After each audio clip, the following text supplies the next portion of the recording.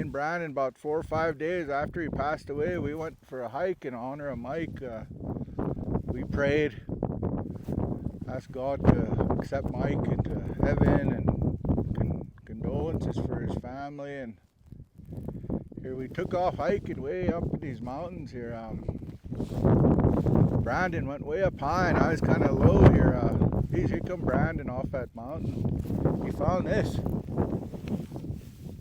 Oh, great big monster ram.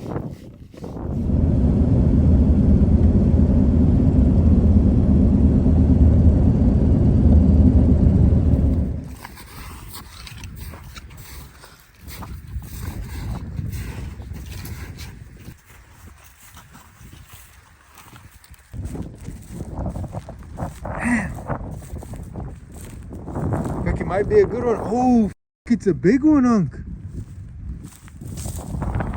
Yeah. Oh, I was just walking for some miles here.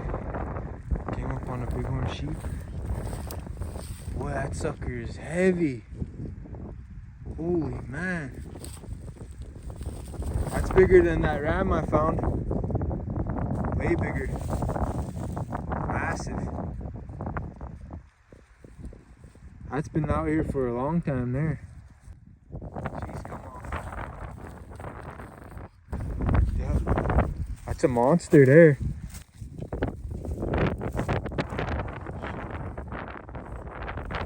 Just look at it, huh? Put this big boy together here.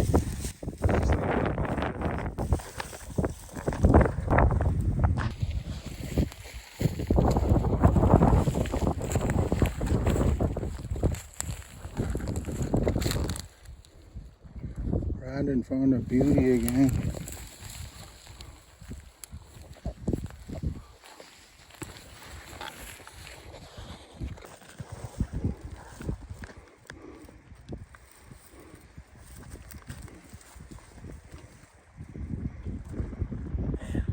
Giant.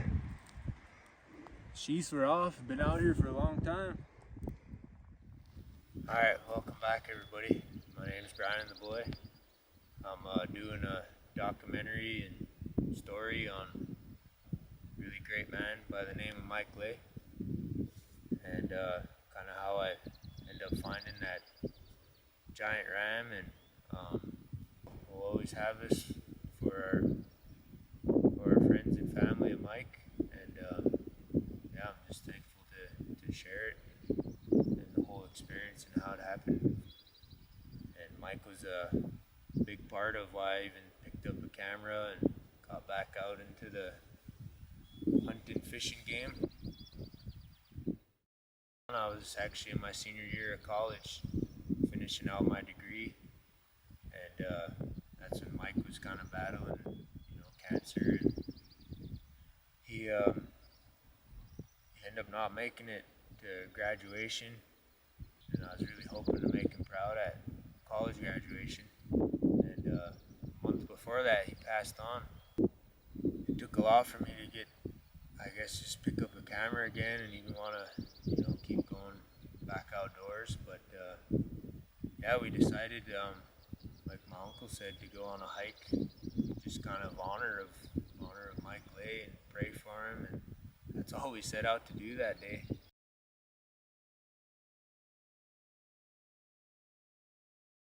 That's a trophy there.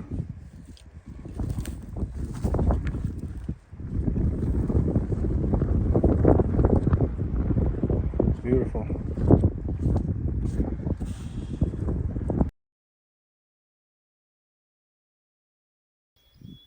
We went up this great big peak, and my uncle was praying for us up there, and then as soon as it was over, we start kind of split up off that ridge, and then I was up higher, still kind of in the snow line, and then I looked down and I seen that rib cage sticking out, and man, right away the first thing I thought of was just that would have been like a graduation gift, I guess. Yeah, I really felt him there that day.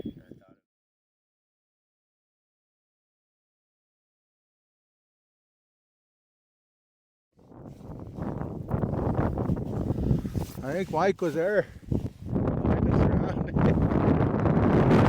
Oh, this is a dandy. Heavy. He's been dead for quite a few years, but it's still heavy. A lot of weight to it. He was there when I found my first ram and helped me recover that and everything. And then we still felt like he was right there with me and my uncle that day when we found that giant ram. And I don't know if I'll ever top that find, but It's too bad. Yeah, I was like right by that pine tree right there. I was just coming across. Looked down, and all I seen was some ribs right here. I couldn't see that the sheaths were laying there when I walked up to it. You could see the sheaths over there.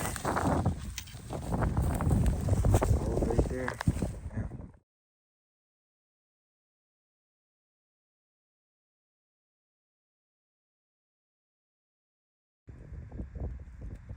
You can see his rings a little better on this one, or this sheath. One of them guys will know how old he is. Man, been laying out here a long time. Look at him. That's like really brittle, like. Beautiful.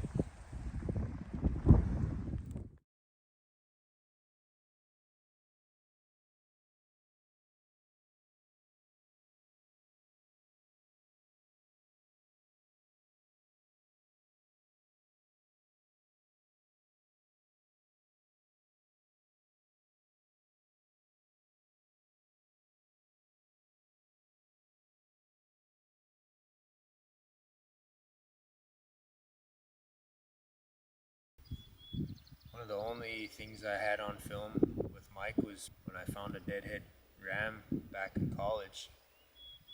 I got all the memories and footage of that. And that's really nice to have, and always cherish him, see him smile, and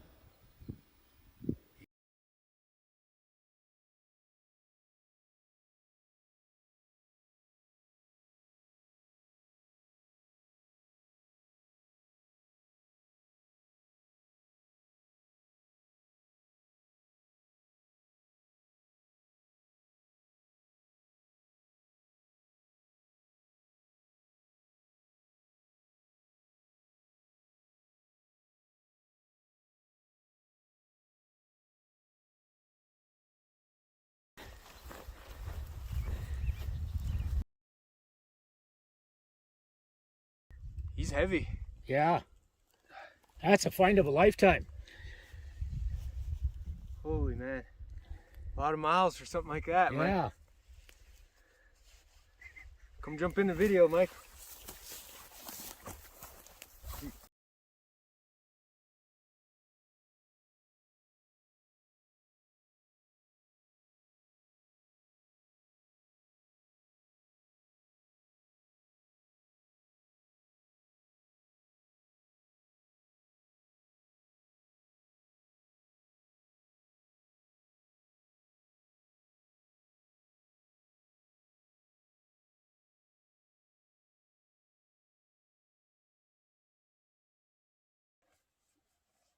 Mike, I think Mike Ley's my good luck charm. Shot my first elk with Mike. Hunter safety, all that. Yeah. Had some good whitetail hunts. Yeah.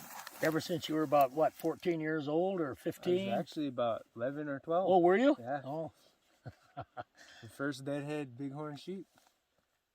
Dang, I'll never forget this one, Mike. Yeah, that's cool.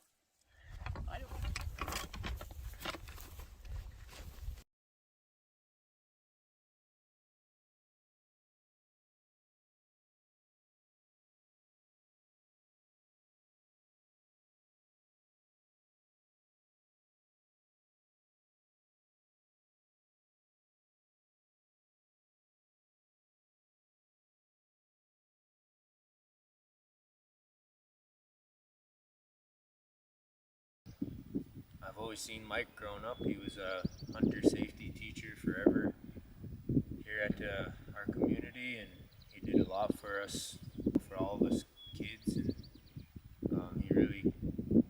created a ethical and safe culture here. And then he was my dad's good buddy. They worked on the Lutheran church together and did different carpenter jobs there. And my dad actually painted him and his boys. So we've always known Mike. And yeah, my dad would always send me hunting with Gus and Mike, and we had a lot of good memories growing up together. He was one of the guys that taught me a lot with fishing, hunting, how to be an outdoorsman. And then as my high school career came and basketball, sports, and college basketball, I didn't get to hunt and fish as much as I wanted.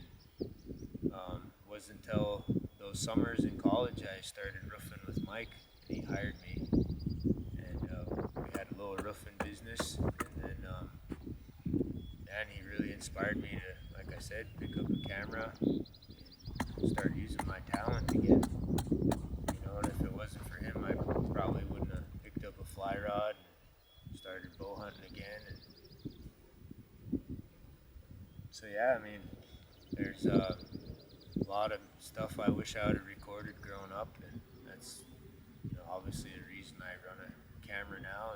And Mike always stressed that on me to enjoy myself and utilize my skills and talent. So like when he ran our roofing business, we'd work hard a couple weeks, and then we'd make sure and take a week off and go film and go play, go do something. We'd be out fishing or something, and yeah, we had a lot of great times together. Kind of during that time, Mike taught me there's a lot more to life than just basketball on the reservation. And yeah, I don't know if it wasn't for Mike sometimes if I'd have really found my way. Mike was loved by a lot of people, and he was the kindest man I ever knew. He was just a good example of what a man should be. And I really wish my future kids would have got to meet Mike. He, like some of the people I interviewed, they said that they never even heard Mike Ley cuss. He'd give his shirt off his back. He was a really smart man. He went to Vietnam, and I know there's a lot that we could talk about forever, but he was a good family man. He had a great family, raised up some good men, and he set a good example for what a man should be. Yeah, I'm just thankful to have known him, and thankful for everything he did for me in my life and getting me on my feet, and being there for me when my dad passed on. And that's one of our ways that we have as Native people, is when we lose our dads or their friends or our uncles, they become our dads. And he knew how that went, and he really took me in, and like I said, helped me out. He inspired me to live the life I'm living. And the main goal of this whole interviews here is that we could always look back and think of Mike, share all his awesome photos, and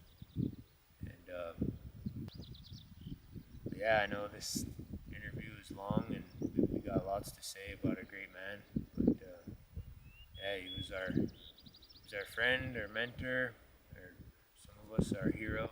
We love him, and we miss him, and yeah, and I guess the last thing I'll say is good men like this are hard to come by anymore, and thankful he was really there for me during hard times and even good times.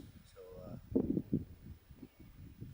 yeah, just honored to have learned and be mentored by a great man, and just kind of hard to put it all together. And I know we're probably forgetting a lot, but we just honor Mike and want to always remember him and keep his legacy going. And so yeah, we're just blessed to have been in Mike's presence, and we're gonna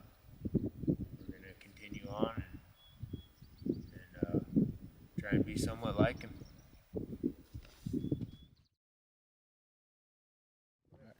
Well, my name's Buzz Cocker, and I'm 57 years old. I grew up in a place called Hayes, over across the Bear Paws here. I live with my grandparents and aunts and uncles, and went to school at Mission, St. Paul's Mission Catholic School. They had 1st to 7th grade there, and that's where I first met Mike. He was a volunteer worker, and he was our teacher. And he was really a lot of fun. Crazy fella, good, strong, honorable man, handsome, hunter. Yeah, he's a good fellow, Mike. Well, I'll tell you about what I know about Mike Ley. I was about in 5th and 6th grade at St. Paul's Mission grade school in Hayes, Montana. I'm 57 now, so I was about 10 years old, I think. He was one of the, they call them volunteers that come there, and they work for Catholic Church here at St. Paul's Mission. And we all heard we got a new teacher, and well, everybody was excited. They were all talking about how cool Mike was, and they see it, them older boys, they seen his, he had a photo album of a bunch of whitetail and stuff. He's a hunter. And finally, us younger kids, we finally got to start meeting him. He was our PE teacher. And boy, for PE, he would take us on rides in that old mission school truck, an old Ford, must have been about a 72. Holy shit, them older boys, they'd say, punch it, or, you know, really go fast, really go, they'd say. Holy shit, boy, he'd take us up them little dirt roads. Boy, them kids would just bounce in the back. Hang on, and we went up Star Hill quite a few times for our PE, and he'd turn us loose on Star Hill. That's up there in Mission. It's a big old hill, like a Badlands hill, and you go up there and you could find little tiny stars and other little shells. Pretty nice little spot there. And then other times he would take us all the way up to the mine gates, and sometimes he'd bring his little 22 and we'd see them chickens up there. He'd smoke them up and shoot them, you know. Oh, he was a lot of fun. You can't do that nowadays.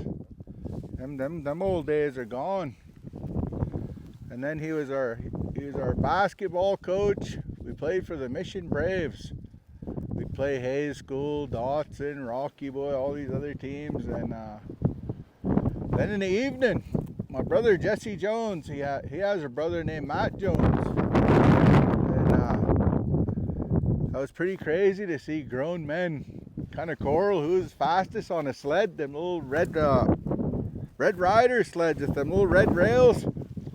We lived in a place called Pine Grove, and there was a big old water tank. In the winter it would leak, and the whole road down there would be solid ice, and boy, kids would slide on it.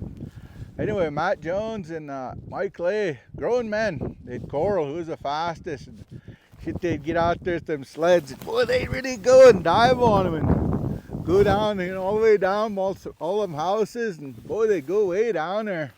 And they'd come back up and I won, you know, that kind of stuff. That was pretty funny. I thought that was pretty cool for a couple older fellas to do that, you know, in competition with each other. Yeah.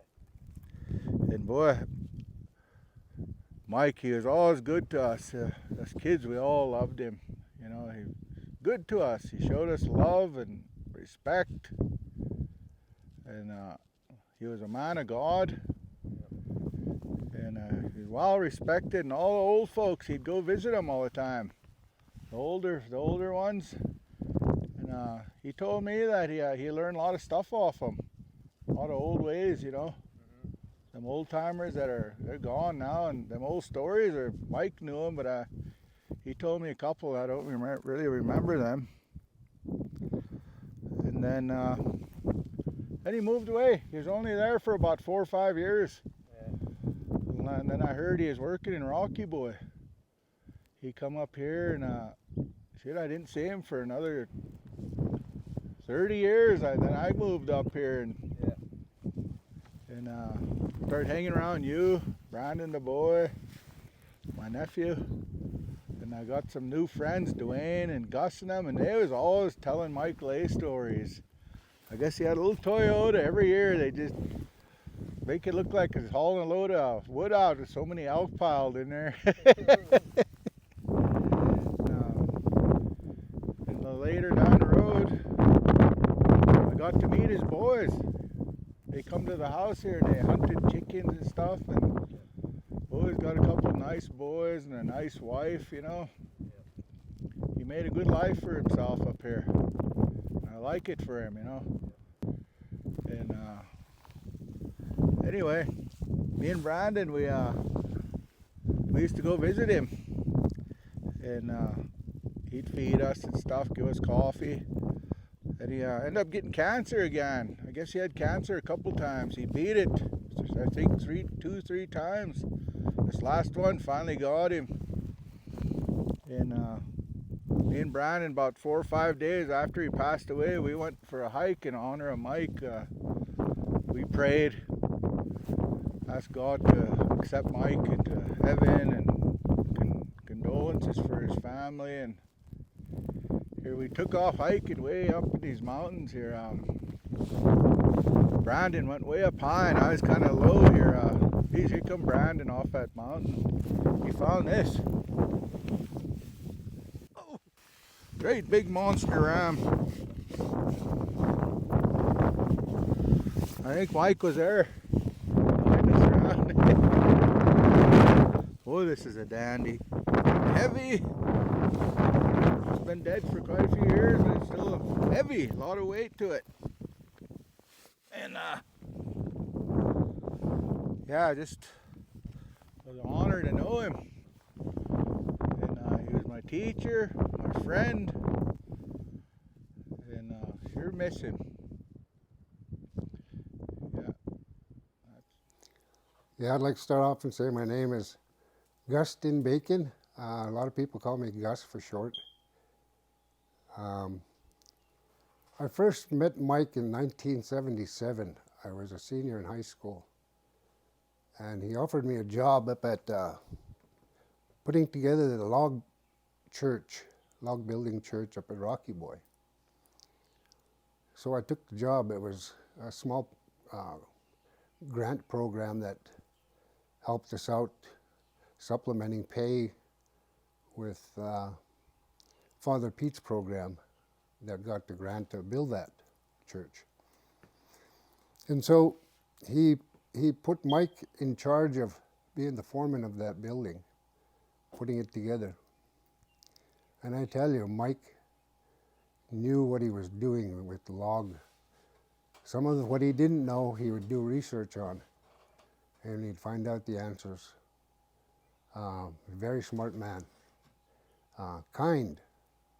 He treated everyone with respect that he came in touch with, because he wanted to be treated that way. So we had a good working relationship, all of us, with Mike. And so one day, it was on the weekend, we said, hey, there's a baseball tournament coming up. Should we play in it? The other guy said, yeah, let's do it. Mike Ley said, hey, you guys you got play it? I'll play with you guys. I played baseball. Sure, come on up. So he came on over to a baseball field there in Havre, softball slow pitch. And we were the Rocky Boy Rockets, and he liked that name. He said, oh, I like that name. So we kind of thought he was just a hick from Indiana, wanted to play ball. But he surprised us. He was a damn good softball player. He had an arm for a cannon. He could hit, and you better get that ball over to first base or he's going to outrun you. That's how fast he was. He could outthrow a guy if he'd hit it right to him, And if he was just lollygagging and trying to get it over there, Mike would get it across first base before he could throw it. And the guy said, "Whoa, who's that guy? Where'd you guys pick him up at?" I said, "Yeah, he works at the church up there in Rocky Boy." "Maybe I should go up there," that one guy said. "See if I can find someone that'll come to us." It was kind of funny. And so Mike, Mike was well behaved, well mannered. Of course, us Indians, we teased and said some bad words, cussing, teasing, whatnot, drinking some beer as we played. Mike Sangre once told Mike, "Hey Mike, why don't you have a beer with us?" "Well, I thought you guys would never ask." So he had a couple of beers with us before he went home, and boy, the next day we went back to work. He said, "Man, I had a blast at that baseball game, guys." He said, "I want to play with you guys all the time." All right. So we knew how good he was, and of course he took somebody's spot, because he was so darn good. Moved into a starting spot. And so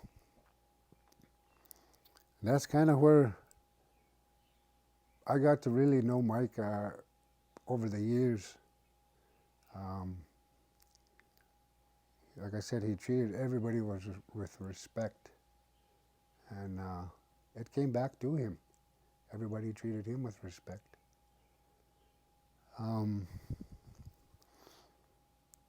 That's a really thing that stands out to me, is how he treated people and how he wanted to be treated. That's the old proverb they always say, treat others how you want to be treated. Yeah. And that's exactly what he did. As time went on, we kind of took him in as a hunting partner. Dwayne and I, we kind of got together and we did a lot of hunting together, Dwayne Gopher. And Mike wanted to tie in with us, so we included him a lot of times. Matter of fact, there was a lot of times he couldn't go to sleep because he was so anxious to go hunt. Yeah. That's how he was. He loved hunting, fishing. He loved the outdoors. We took him with us elk hunting, and he seen how that worked, and he said, "Man, oh man," I said, "that was so darn exciting. I didn't even have to pull the trigger. I was so happy." Because a lot of people say, "Oh, it's good to tag out something. You just get so much joy." But he said, "I enjoyed every minute of it. I didn't have to pull the trigger." So that was I liked hearing that from him, because he just talked about, well, it's not necessarily about tagging out all the time. He said, "I just enjoyed being in company with you guys, you and Dwayne, Father Pete." I said, "All our hunting buddies that we hunt with." He said, "It's good just to have that camaraderie." I said, "Yeah, it is." He was always wanting to do something. I mean, he couldn't sit still for nothing. He always wanted to go do a little work, or even just to play around, for instance, go fish, something, ice fish. He loved to ice fish.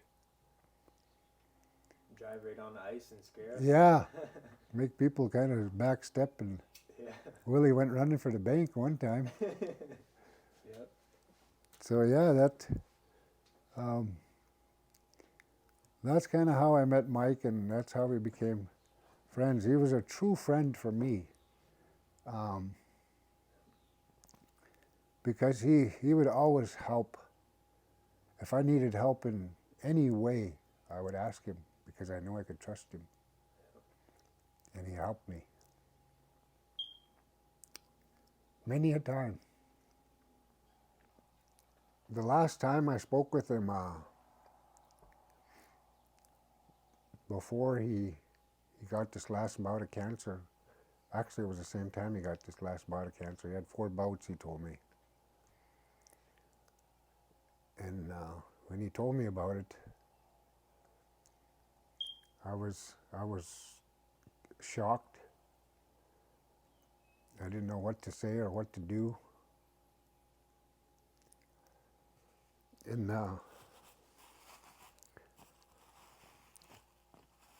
Pretty soon he said, well, Gus, I got to go. I got a lot of stuff I got to do. I said, okay. So as I opened the door, I broke down. It's like I knew that he wasn't going to make it because he fought that disease so long, so many times. It was eventually going to get him. And of course it did. But before he left, he told me, Gus, don't worry. He said, I'm going to beat this. I beat it other times. I'm going to do it again. And I said, okay.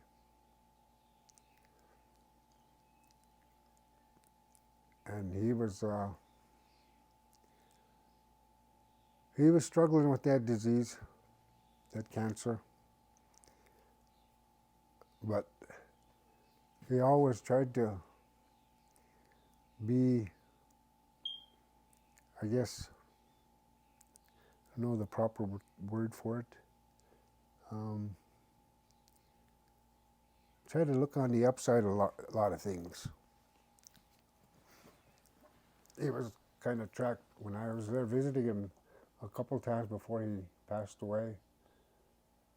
We'd walk in the door and he'd smile. He was really glad that I came over. So we'd tell stories and laugh. And Lee, I said, I got supper on there. You guys better come over and eat. So he made us a plate, and I was sitting at the table eating, and Mike was sitting in his chair. He was eating his food. He whispered to me, I'm sure glad you came. I ain't seen him laugh like that for a long time. So that made me happy. I said, well, I did something good for him because he always did good for me. But that's my story of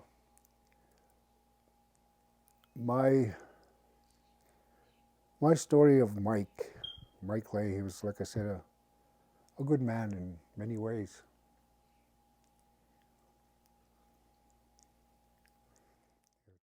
Okay, I'm Peter Guthnick. They call me Father Pete. I'm a Catholic priest that's been living at Rocky Boy for the last 45 years. Been a parish priest for Rocky Boy, Box Elder, Big Sandy for many years, and longtime friend of Brandon and his dad Vernon, and family, and Mike Ley.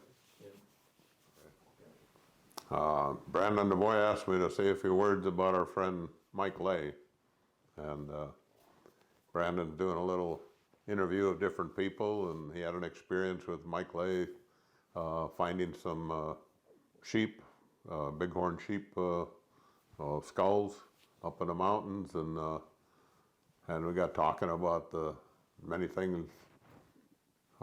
My association with Mike, which has been since 1976, and so just sharing a few ideas and a few memories, and well, both Mike and I were close to Brandon's dad, Vernon. Yep. And Vernon, a good man, and so and I've known Brandon since he was born. Yep. So it's an honor to be able to be filmed here and be a part of what Brandon's doing on this little film here with Mike, with our friend, and bringing a lot of people together, and good history and good feelings, good people. Yep. So well, thank you, Brandon, for Yep. even asking me to share a few words. Yep, you bet. Mike liked the outdoors. He liked hunting, fishing. He liked doing anything outdoors. And well, so did I. So we got along real good together. And worked when we had to, played when we could. And we also, a good team of praying with the people. I met Mike back in June of 1976 in Poplar, Montana. He was 26 years old at the time, and I was 31 years old. Mike was on a road trip from Fort Wayne, Indiana. He flew out to Great Falls, started hitchhiking towards Havre, and he wound up in Poplar, where we were having a gathering of many tribes, an outdoor prayer meeting, and he hitched a ride with a priest from Hayes, Father Joseph Retzel. So I met him there briefly, and then that fall he came back to St. Paul's Church in Hayes and worked there as a volunteer. And he was there for about a year and a half. And I moved from Poplar to Big Sandy, Rocky Boy in 1977. And in 1978, in those winters, Mike and people from Fort Belknap were coming over to Rocky Boy for prayer meetings, and I told them the people at Rocky Boy wanted to build a new church, and to build it with what they had there, rocks and trees. And he said, I'd really like to get involved in that. So I said, come on over and live with me. So in the winter of '78, Mike lived with me in Big Sandy in the church house there. Spring of '79, we moved up to Rocky Boy, lived in a house that some people from Rocky Boy had moved out of, and we started building the church. Started cutting the trees down, going up by Baldy Mountain, Eagle Creek. The tribe gave us permission to cut 200 trees, and Mike had made a scale model of the church out of pencils. It looked like logs. He knocked the eraser off the pencil and put them together with Elmer's glue and floor plan, and people got involved. So in the spring of '79, started with a crew, cutting the trees and then hauling them to the site at Rocky Boy by the old church, and then spent all summer working on the church. We had it closed up by the fall. And then, let's see, and then during that time, the next year, he had thought about possibly becoming a priest. So he talked to our bishop and went on a road trip with the bishop, and the bishop asked him a lot of questions. And about a year later, he was in the seminary studying to be a priest in Milwaukee, Wisconsin. Mike liked the outdoors. He liked hunting, fishing. He liked doing anything outdoors. And well, so did I. So we got along real good together, and worked when we had to, played when we could. And we also a good team of praying with the people. And Mike then studied to be a priest and was ordained a priest, and was in Lewistown for about 4 years, and then things changed. He kind of wound up, well, he was fighting fire up at Baldy Mountain, or not Baldy, Centennial Mountain, and he found out he had coming down with, he had a lump under his armpit, which was kind of the result of his time in Vietnam and Agent Orange. And he had a non-Hodgkin's lymphoma cancer, and he battled that really the rest of his life. But about that time, he came back to live with me, and decided that he was not going to be an active priest anymore, and wound up getting married and 2 boys, and then he continued to live up at Rocky Boy or close by.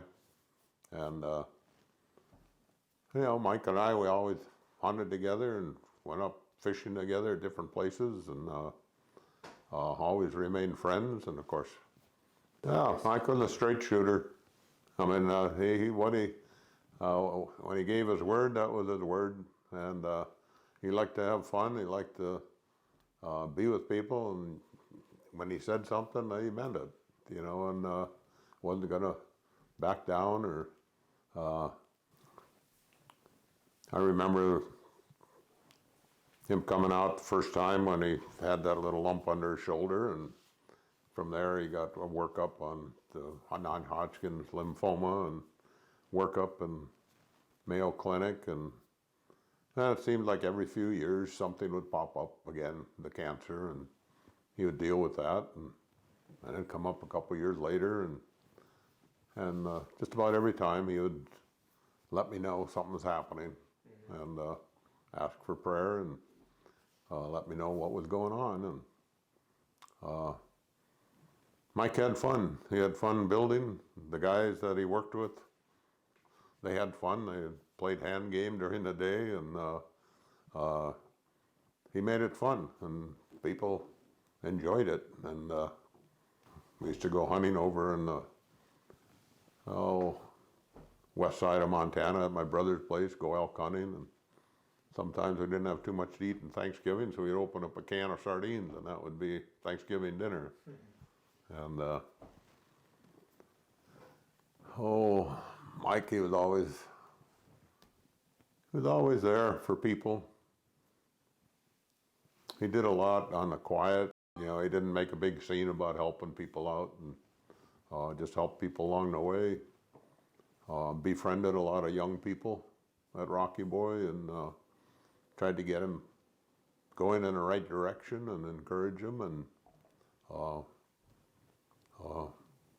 so think of him quite a bit.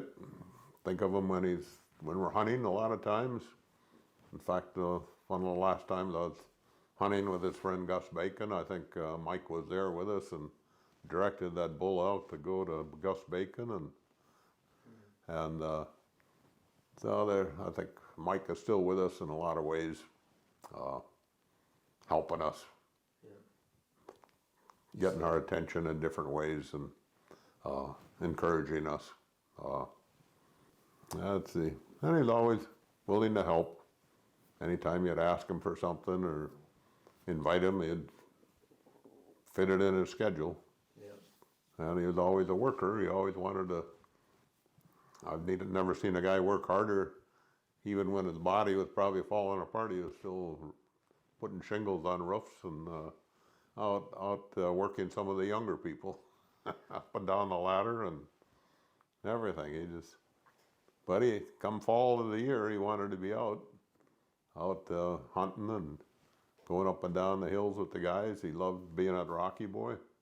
Loved being with the people there, and started out in the church there at Rocky Boy, and then after that, then I think he went to the college, and they had hunter safety at the college. But he'd have the game wardens come out and talk to the kids and everything, and showed them how to shoot and taught them about. The guns they would use, or safety, and how to take care of a deer or an elk or something when they shot it. And so, and Mike was a bow hunter too. Sometimes he'd be out there, whether he was calling for somebody or maybe had a bow once in a while, but always wanted to be out there helping people. And when it came time, when he came down with cancer towards the end, he still wanted to live. He wanted to continue on. He said, I'm not thinking about dying, I'm thinking about living till the end. So he always had a positive attitude about it. I mean, he was realistic, but he was positive.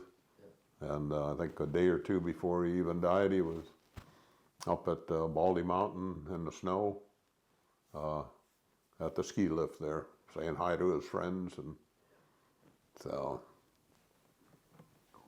a good man and good memories, and always very much a part of my life, my 45 years at Rocky Boy. And so, yeah, that was good. The last I was at Rocky Boy from 1977 till, well, the present even. I go up there quite a bit. No, Mike is just a person I meet along the way, and it develops into a friendship, and develops into living together and community building, and being a good, healthy relationship, and body, and thinking, sharing thoughts, and working through whatever problems might arise, and spiritual life too. It's all there. And Mike was very influential in my life, and in different ways, I believe I was an influence in his life. We appreciated each other and were there for each other from the time we met until he took his last breath. So, and we feel his presence since he's gone. So, amen. All right. Good day to you guys. My name's Dwayne Gopher. I've been asked by Brandon, the boy, to give some recollections I've had with our late friend Mike, who passed away April 1st of 2023. I first got introduced to Mike back in 1988 when I was a freshman at Rocky Boy High School. At that time he was a guidance counselor, and I do believe his wife was a science teacher, so I kind of got to know both of them. But as the years progressed, I didn't really get to know him too well until around 2004. At that point in time, I kind of established a solid hunting group with a few guys, Gus Bacon being one of them, and then Mike kind of asked to join our little club, and it was kind of a good thing right off the bat. I got to know Mike really well. Got to know his family, his two kids. And the cool part of that too is many of the time that me, Gus, and sometimes my son Deshaun, we'd go stay at his place where he lived up in Beaver Creek, like for a big opening day or whatnot. And it was always a good experience. Got the hospitality of his wife and of course him, and I got to eat really good food. His wife was an awesome cook. I should have came to a wild game. Just speaking on my personal relationship with Mike as a friend and as a man, I always tell my son and my other kids that Mike is probably the most sound and solid man that I got to know in my lifetime. And what I mean by that was he was just a solid family man. Took care of his kids as they went through college, did all kinds of extra jobs, hustled carpentry stuff just to pay them to get their way through school. But on a personal level, he just was a good person all the way around. I never heard him cuss. I think I heard him say the word shit, I think one time in our years of knowing each other. And just over the years, because we shot a lot of elk with rifle and bow, and a lot of times that we always needed help, and he was always just a phone call away. I don't know, countless times that he helped myself, my son, my other friend Gus here. All you had to do was call him and he would come, and we'd ask him and he would show up. But a lot of times he just loved being around us, and we kind of felt the same way. It was always just a good time. But my all-time personal memory that I'll never forget, it was September 2010 during archery season. I opted to try to arrow one with the longbow, and on that particular morning I got pretty lucky and I did hit one. There was other guys on the mountain with me that time, but I was kind of hunting alone. And so as the morning ended, I went to the blood trail and trailed it and ended up losing the blood trail. And I didn't think I hit it good enough. I hit it kind of far back. So that whole day, from 7 o'clock in the morning up until the evening, close to 9 o'clock, I had to sit there and kind of think over and over what I should have did and what I didn't do. But towards earlier that evening, I called Mike and told him I hit one. Maybe your dog could come find it. And I all but given up right at dusk. So, and then these guys were still hunting. So I ended up walking from the Mitsu Ridge down to the bottom and then up to the other side. And of course, by then I was feeling so terrible. And I got to the top. Here comes Mike in his Toyota, and he had his little dog sitting in the passenger side. The dog's name was Trigger. She was a beagle. Damn, that dog. She found that elk in like probably 10 minutes. Yeah. So it kind of saved the day for me, and we ended up gutting it and come hauling out the next morning. But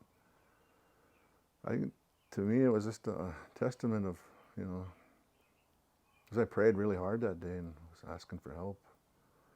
And I think, up to this day, I still think God sent Mike to, you know, it saved the day for me. And that was just one of the real good stories. And he was telling it to people too. And I was just really grateful that day. But for what it's worth, I was very glad to have gotten to know Mike in my lifetime and have a true friend. I think young people, if you find a good friend like that, you do what you can to be real with them and stay honest to them and help them, because they will get your back. But at the same time, you have to kind of do the same for them. And that's what we did for each other. This last hunting season was tough because he was gone. I thought of him quite a bit. It was not easy. But our people always say you have to buckle down and move on, and so I think that's what the rest of us will probably have to try to do. But I do miss him, and again, it was an honor to get to know him. He was a damn good man. They don't make them like that no more.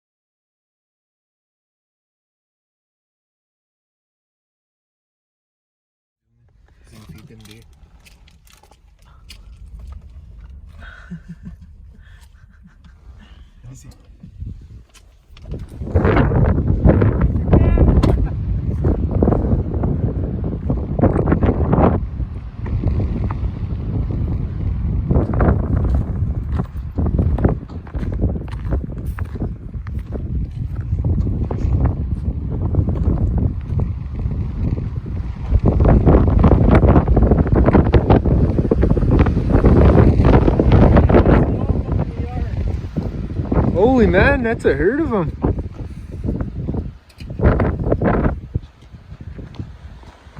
They must not like strangers, Mike.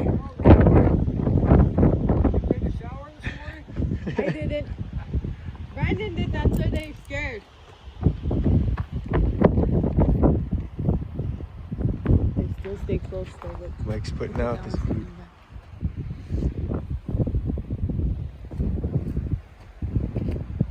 Yeah, come back. Yeah. How you doing, Mike? Good, how are you? Good. Hi, Maddie. I was hoping one would come and feed out of your hand. That, I call her Grandma. She will, almost. But I don't know if she's there or not. Look it up from there, too. Did you see the one buck? Uh-uh. Yeah, there's one little fork. I'll pour her in as soon as we go in the house. Hey, Come wait. on.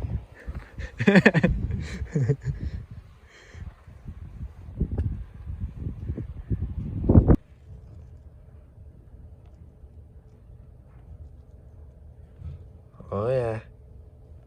Maddie, don't get buck fever now. Yeah, here he comes, Mike. Is he coming? Yeah. He's a really young buck, too. Yeah, he is. he's cute. He's the boss, too. He'll boss everybody else around. Really? Mm-hmm. Well, he's an aware little fella.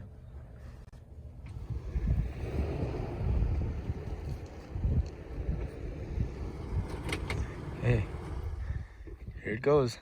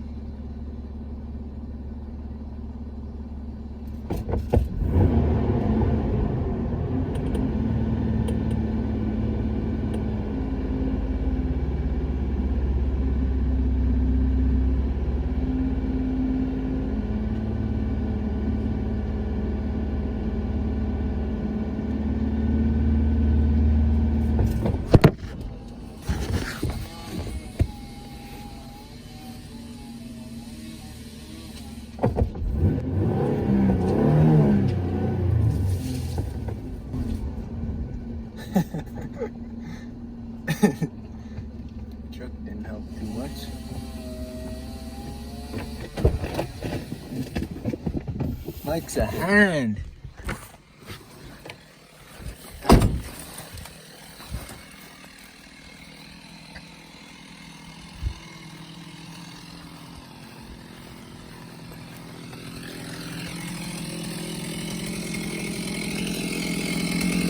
I have it. Do you? Huh? You got it on I film? recorded it. Oh, cool. Well, That tree grew fast, Mike. yeah. Well, I wanted it to go right toward the truck, and I didn't want to. And the reason is,